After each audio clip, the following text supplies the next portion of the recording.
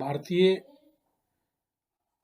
लोग संवैधानिक दिवस के महत्व को कम समझते हैं और वो इसको तीज त्योहारों की तरह से नहीं मनाते हैं।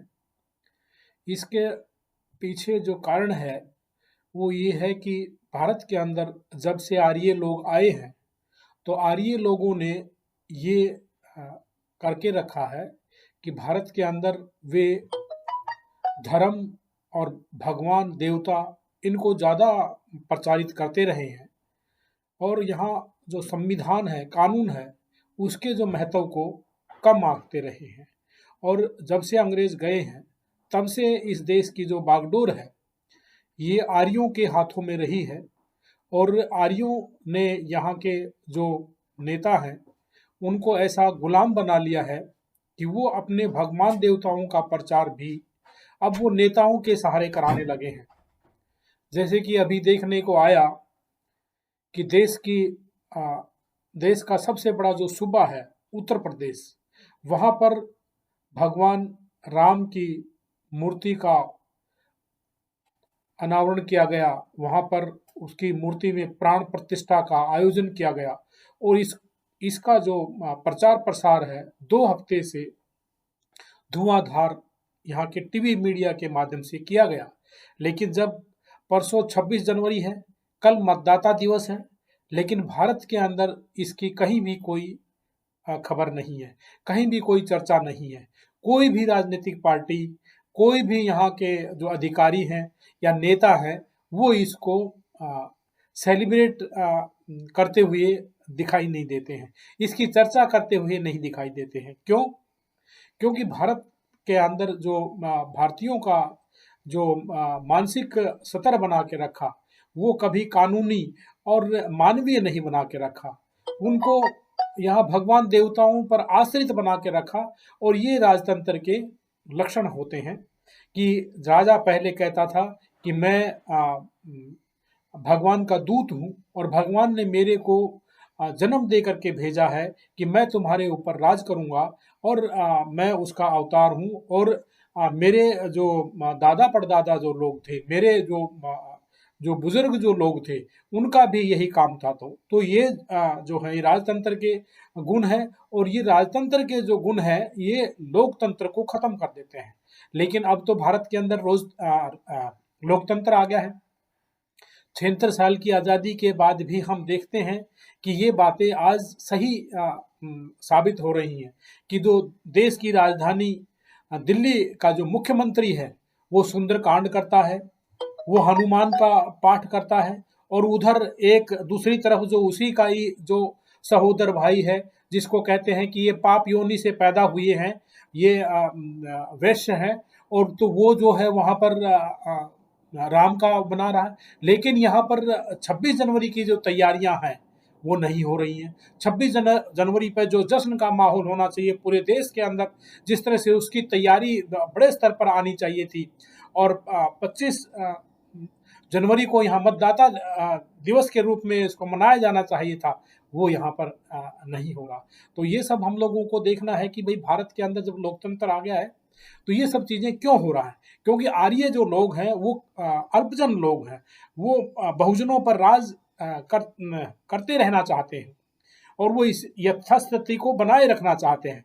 इसलिए जो आर्यों की जो पार्टियां हैं, जैसे कि पहले कांग्रेस पार्टी थी और यहाँ पर अब भारतीय जनता पार्टी है, या उसकी जो सहयोगी अब आ गई है आम आदमी पार्टी, और दूसरे जो यहाँ दूसरे राज्यों में जो क्षेत्रीय दल हैं वो जो है यहाँ पर लोकतंत्र को बहाल नहीं होने देना चाहते हैं। और लोकतंत्र का अर्थ यह है कि भाई प्रोपोर्शनल रिप्रेजेंटेशन, यहाँ पर प्रोपोर्शनल रिप्रेजेंटेशन का जो अर्थ है वो ये है कि जो भी देश के जो लोग हैं सबको यहाँ पर लोकतंत्र में भागीदारी होनी चाहिए, लोकतंत्र में हिस्सेदारी होनी चाहिए।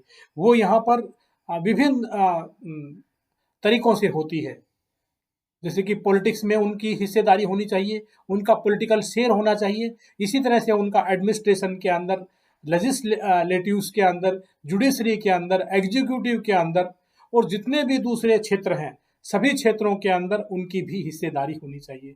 क्योंकि भारत दुनिया का सबसे बड़ा लोकतंत्र बन गया है। 76 साल की आज़ादी के बाद में भारत के अंदर जो विभिन्न जो जातियां हैं वो एक किस्म से वो देश है, क्योंकि हर जो जाति है हर व्यक्ति को प्यारी होती है। जैसे कि भारत के जो प्रधानमंत्री हैं, भारत के मुख्यमंत्री हैं, भारत के न्यायाधीश हैं, ये सब लोग अपने गोत्र और अपनी जातियाँ अपने साथ रखते हैं। वो लगाते हैं, उस पे गर्व करते हैं, बार-बार दिखाते हैं, पट्टियों पे लिखते हैं, नेम प्लेटों पर लिखते हैं और यहाँ पर हर जगह उसको दिखाते हैं। लेकिन जब दूसरों की जातियाँ आती हैं, तो ये मुँह मोड़ लेते हैं। तो ऐसे जो लोग हैं, वो देशद्रोही मानसिकता के लोग हैं, संविधान विरोधी मानसिकता के लोग हैं, क्योंकि भारत में तो सभी जातियों का अस्तित्व है। भारत के अंदर 6,747 जातियां हैं और ये 6,747 जातियां नहीं है, ये देश है। तो भारत का जो सच्चा प्रतिनिधि है, सच्चा जो राजनीतिक प्रतिनिधि है, उसकी ये जिम्मेवारी बनती है कि सभी जातियों की भागीदारी होनी चाहिए, सभी जातियों की जो हिस्सेदारी होनी चाहिए, वो यहाँ पर शासन में और प्रशासन में और दूसरे जितने भी जो क्षेत्र हैं, वहाँ पर उनकी भागीदारी होनी चाहिए। लेकिन इसके लिए ज़रूरी है कि भाई भारत के अंदर जो आबादी की गणना हो और हर 10 साल के अंदर जो आबादी की गणना होती है, उसी से ही आप भागीदारी निकालेंगे, उसी से ही आप उनको हिस्सा देंगे। लेकिन ये दुर्भाग्यपूर्ण है कि अभी जो वर्तमान के अंदर जो सेंसस 2021 में होना चाहिए था, उसको नहीं होने दिया। यहाँ पर और सारे जो चीज़ें हैं वो हुई, लेकिन जो सबसे महत्वपूर्ण जो लोगों की जो गणना है, उसको नहीं होने दिया। तो ये दुर्भाग्यपूर्ण है। तो फिर आप लोगों की हिस्सेदारी कैसे निकालेंगे? लोगों की जो भागीदारी कैसे निकालेंगे? आप प्रोपोर्शनल जो रिप्रेजेंटेशन है, जो प्रोपोर्शनल शेयर है, जिसकी जितनी संख्या भारी उसकी इतनी हिस्सेदारी। भारत के अंदर जो 6,743 जो जातियां हैं, उनकी हिस्सेदारी आप कैसे देंगे? क्योंकि आपके ज़हन में ही नहीं है। आप यहाँ पर मोरों की, कबूतरों की, तीतरों की, चीतों की, शेरों की आदि की गिनती कर सकते हैं, लेकिन मनुष्यों की गिनती नहीं कर सकते और गिनती भी करते हैं तो उसके बाद में उसका कोई उसके हिसाब से काम नहीं करते हैं। ये बड़ी ताज्जुब की बात है कि आपने 2000 1971 1971 की सेंसस के बाद में आपने यहाँ पर जो प्री सीमन जो आयुक्त का जो कार्य था उसको भी बंद कर दिया। आपने प्री सीमन आयोग का जो कार्य था कि भाई यहाँ पर हर जो चुनावी क्षेत्र है, राजनीतिक जो क्षेत्र है, लोकसभा है, विधानसभा है या वार्ड है, उनकी संख्याएं बढ़ानी चाहिए थी और उनकी संख्या जो है संविधान के हिसाब से बढ़नी चाहिए थी, क्योंकि इस विधानसभा क्षेत्र को बढ़ाने की और लोकसभा क्षेत्र को बढ़ाने के लिए विशेष संविधान के अंदर अनुच्छेद दिए हुए हैं, आर्टिकल दिए हुए हैं, लेकिन आपने उनको एक तरफ रख दिया और आपने उसके अंदर दलील दी भारत का जो इलेक्शन कमिश्नर है वही यहाँ पर डिलिमिटेशन कमिश्नर होता है, लेकिन उसने अपनी दकियानुसी सोच के हिसाब से 1971 के बाद से उसको रोक लगा दी है और ये 2026 तक रोक लगा दी। भारत के अंदर कोई भी व्यक्ति इस बात को नहीं उठाता है। हम देखते हैं कि इस तरह की जो सोशल मीडिया पर भी इसकी बातें नहीं उठती हैं।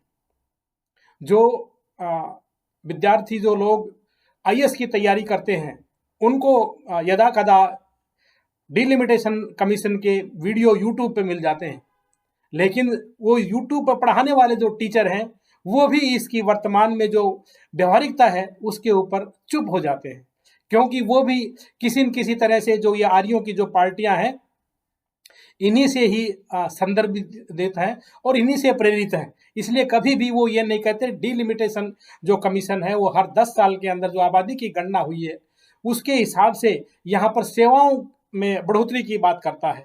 जैसे कि मैं आज आईएएस ऑफिसर हूँ और मेरे जो बच्चे हैं वो भी आज आईएएस ऑफिसर बनने का सपना देख रहे हैं, लेकिन उनके लिए उतनी ही सीटें हैं 76 साल की आज़ादी के बाद जितनी की सीटें आज से लगभग 60 साल पहले थी। तो जब उनकी संख्या बढ़नी चाहिए, क्योंकि दुनिया के शायद ही किसी देश के अंदर इस तरह से हो कि वहाँ, और ये जो इस तरह का जो जुल्म जो किया ये आर्यों की सरकारों ने किया और आर्यों की सरकारों ने यहाँ के जो इलेक्शन कमिश्नर को यहाँ उसके दिमाग को उसको बंद करके, उसके दिमाग के दरवाजे बंद करके इसको 2026 तक रोक लगाया। और 2026 तक रोक लगने से क्या हुआ कि भारत के अंदर आज भी उतने ही सांसद हैं, उतने ही विधायक हैं और उतने ही अधिकारी हैं जितने की आज से 60 साल पहले होनी चाहिए थी। आज से 60 साल पहले जितनी आबादी थी उस आबादी की सेवा करने के लिए, उस आबादी को सेवाएं देने के लिए, उस आबादी के जो सेवक थे, आज भी इतने ही हैं। भारत में कितना अफरा तफरी का माहौल है। हम देखते हैं कि पड़ोसी मुल्क के अंदर चीन है, पाकिस्तान है, बांग्लादेश है, इंग्लैंड है, जापान है, वहां पर जो विधायकों की संख्या, सांसदों की संख्या, जो पॉलिटिकल रिप्रेजेंटेटिव्स हैं, उनकी जो संख्या है वो हर 10 साल के अंदर बढ़ती है, लेकिन भारत के अंदर बढ़ने नहीं दिया, क्योंकि भारत के अंदर लोकतंत्र का कत्ल करके रखा। जब भारत के अंदर लोकतंत्र का कत्ल करके रखा, फिर आप कैसे बात कर सकते हैं कि यहाँ प्रोपोर्शनल प्रोपोर्शनल रिप्रेजेंटेशन होना चाहिए, यहाँ पर जो पॉलिटिकल रिप्रेजेंटेशन होना चाहिए, क्योंकि जब आपने हर 10 साल के अंदर आबादी की गणना हुई, उसके हिसाब से हिस्सा ही नहीं दिया और इसकी कभी डिमांड भी नहीं उठी। क्यों? क्योंकि यहाँ के लोगों को तो भगवान देवता का लॉलीपॉप दे करके रखा, भगवान देवताओं के नाम से यहाँ के लोगों को खुश करके रखा। और जब यही लोग जब अस्पतालों में जाते हैं या फिर यहाँ पर दूसरे दफ्तरों में जब जाते हैं और इनके जब काम नहीं होते हैं, तो फिर ये निराश हो जाते हैं और फिर निराश होकर के फिर उन्हीं भगवान देवताओं की शरण में जा बैठते हैं। ऐसी इनकी श्रद्धा और आस्था बना के रखी। ये नहीं कहते हैं कि भाई हमारे लिए स्कूल, कॉलेज, अस्पताल क्यों नहीं बने हैं। आज 76 साल की आज़ादी के बाद भी जो दिल्ली का मुख्यमंत्री बोलता है कि जो बिहार का यदि आदमी देश की राजधानी के अंदर आता है, उत्तर प्रदेश का आदमी आता है, राजस्थान का आदमी आता है इलाज कराने के लिए, तो उसका राशन कार्ड देखा जाएगा, उसका इलाज नहीं करा जाएगा। दिल्ली के अस्पताल केवल दिल्ली के लिए। जो अंग्रेजों ने जो अस्पताल बनाए थे, आज उसके अंदर कीड़नाल की तरह से भीड़ चलती है। चाहे आप सफदरजंग को देख लो, चाहे आप उसके अंदर लेडी हार्डिंग को देख लो, विलिंगडन को देख लो। जो हिंदुओं ने जो कि आज भगवान देवताओं की मूर्तियां बना रहे हैं, उनके लिए मंदिर बना रहे हैं, उन्होंने अस्पताल नहीं बनाए। अगर उन्होंने अस्पताल बनाए होते तो आज कीड़नाल की तरह से भीड़ नहीं होती। आज उन्होंने क्या किया है? उन्होंने सिर्फ इतना किया है कि जो अंग्रेजों ने जो अस्पताल बनाए थे, उनके जो नाम है फ्रीडम फाइटर्स के नाम के साथ में जोड़ दिए। जैसे इरविन का नाम यहाँ पर रख दिया लोकनायक जयप्रकाश अस्पताल, विलिंगडन का नाम रख दिया राम मनोहर लोहिया अस्पताल, लेडी हार्डिंग का रख दिया कलावती का अस्पताल। और यदि हिंदुओं ने कुछ अपने लिए बनाए, जो राम की बात करने वाले जो लोग हैं, कृष्ण की बात करने वाले जो लोग हैं, और इनके नाम पे वोट लेकर के इन्होंने क्या किया?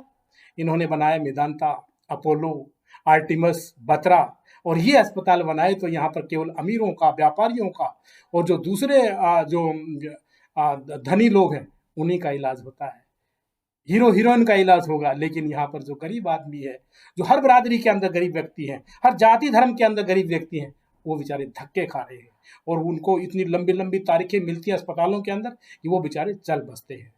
तो ये जो हाल जो किया है, इतना बुरा हाल किया है, ये भगवान देवताओं की आड़ के अंदर किया गया है।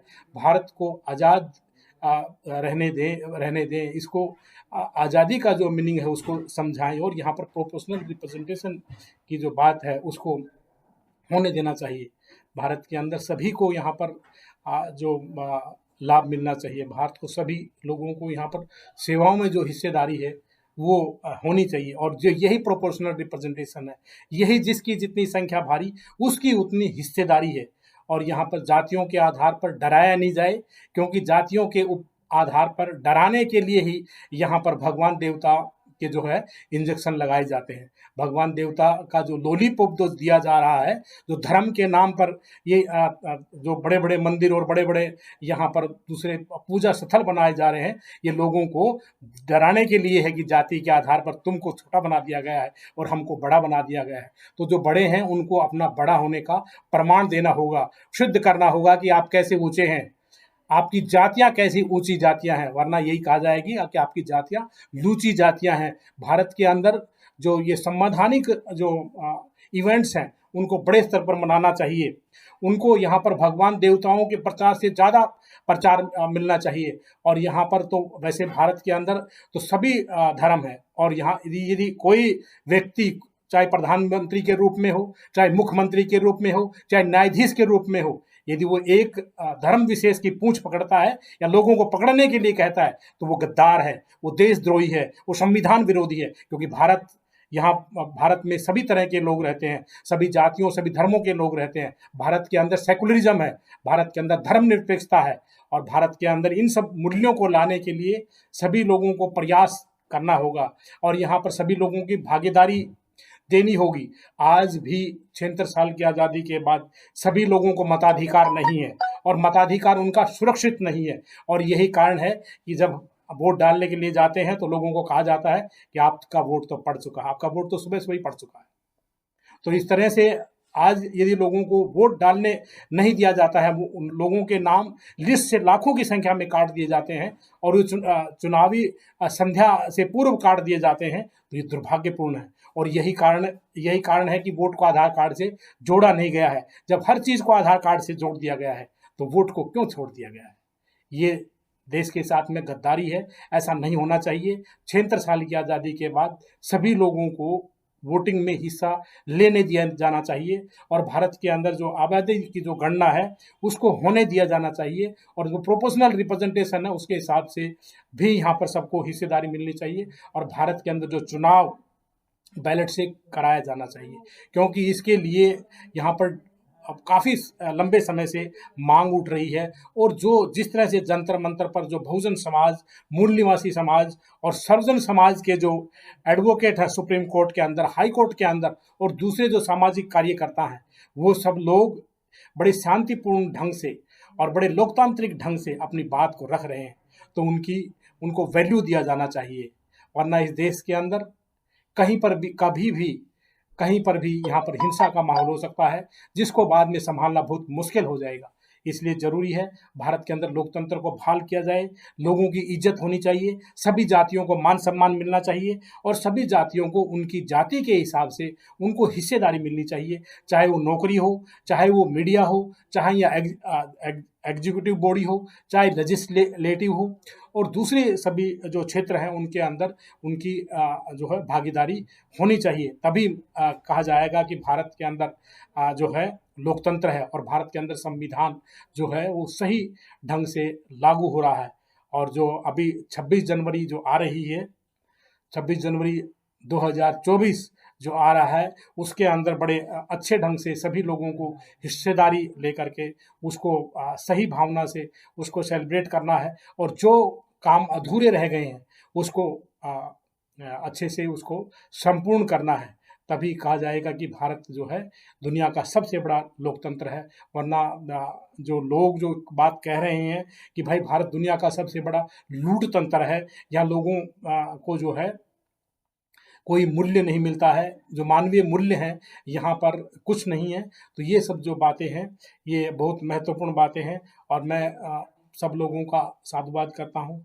मैंने आप लोगों का काफ़ी समय लिया है, लेकिन इन सब बातों पर चर्चा करना और इनको व्यवहार में लाना ज़रूरी है और ये सभी लोगों के लिए ही ये महत्वपूर्ण है और इसके अंदर सभी लोग हिस्सेदार होंगे, सभी लोग इसमें अपनी राय रखेंगे।